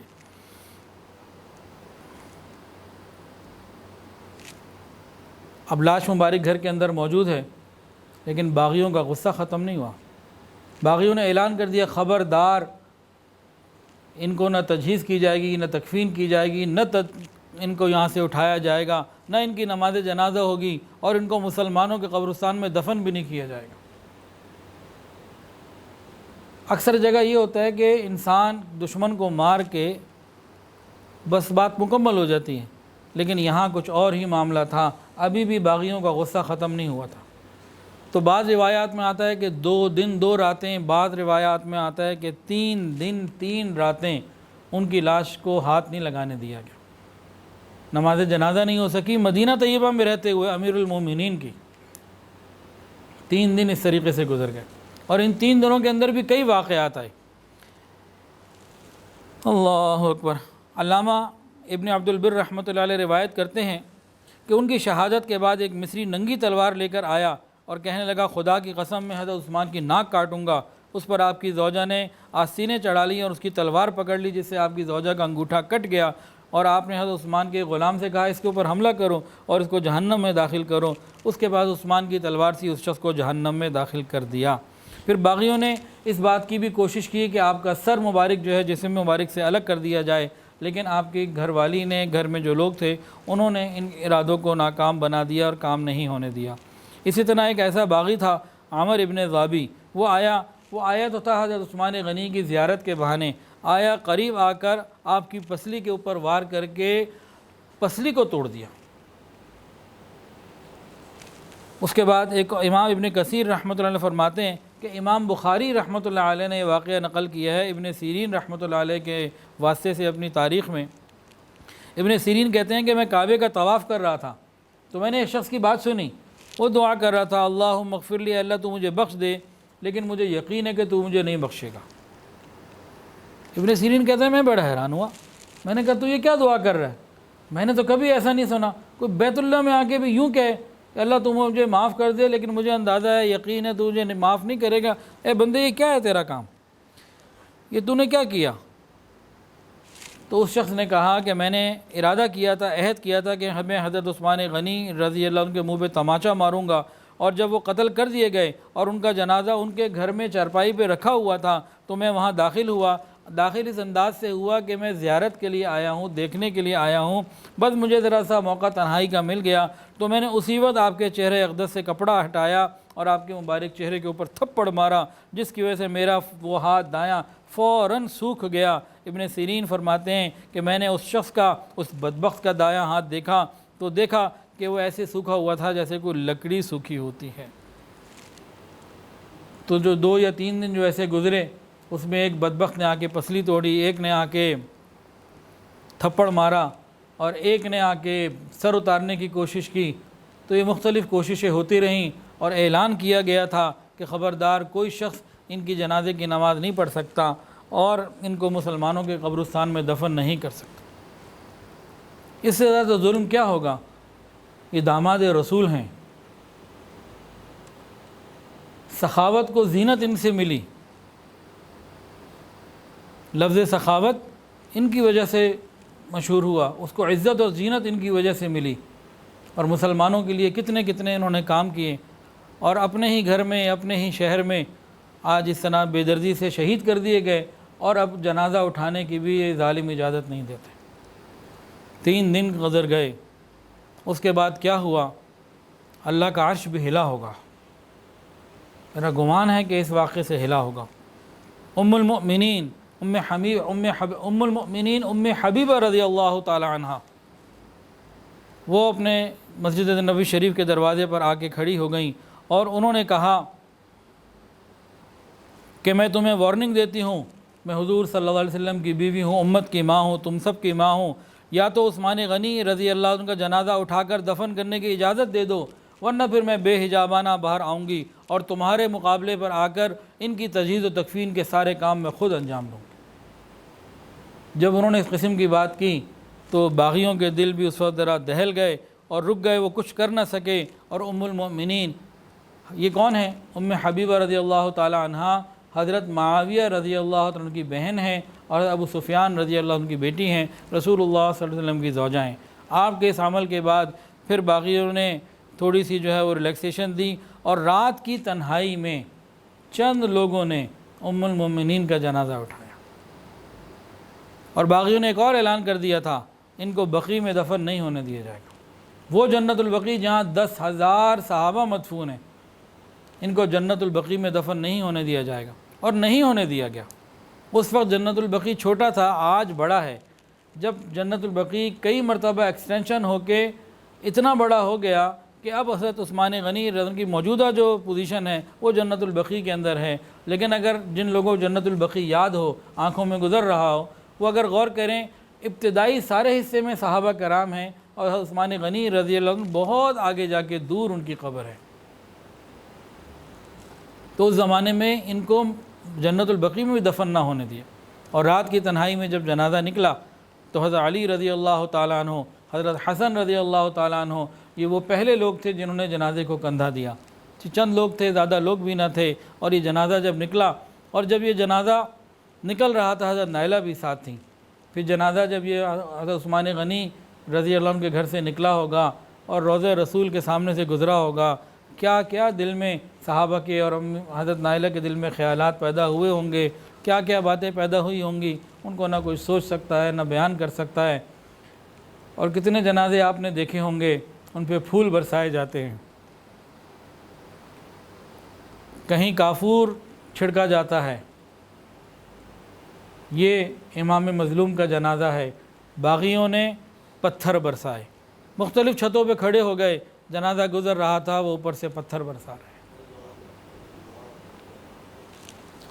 عاشق کا جنازہ ہے، ذرا دھوم سے نکلے، عاشق کا جنازہ ہے، ذرا دھوم سے نکلے، محبوب کی گلی میں ذرا گھوم کے نکلے۔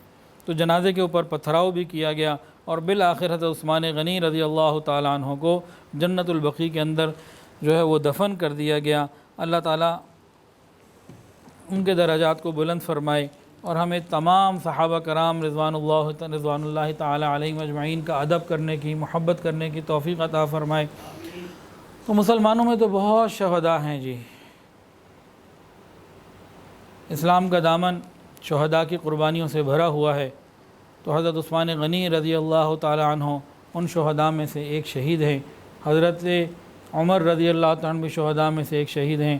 حضرت حمزہ رضی اللہ تعالیٰ عنہ، حضرت حسین رضی اللہ تعالیٰ عنہ، اور حضرت علی رضی اللہ تعالیٰ عنہ، اور بہت سارے بے شمار صحابہ جنہوں نے نبی علیہ السلام کے اس مزاج کو جو نبی علیہ السلام نے دیا تھا، بنایا تھا کہ مسلمان کی جان مال سب اللہ کا ہے، کوئی موقع آ جائے تو قربان کر دیا جائے۔ ان اللہ اشتری من المؤمنین انفسہم واموالہم بان لہم الجنہ، کہ اللہ تعالیٰ نے جنت کے بدلے مسلمانوں کی جان مال کو خرید لیا ہوا ہے، تو ان لوگوں نے بھی جنت کو حاصل کیا۔ اللہ تعالیٰ ہمیں ان سے محبت بھی عطا فرمائے، ان کے اتباع کی بھی توفیق عطا فرمائے۔ وآخر دعوانا ان الحمدللہ رب العالمین۔ ویڈیو کے نیچے سبسکرائب کے بٹن پہ کلک کریں، بیل کے آئیکن پہ کلک کیجئے تاکہ ہر نئی ویڈیو کی نوٹیفیکیشن آپ کو مل جائے۔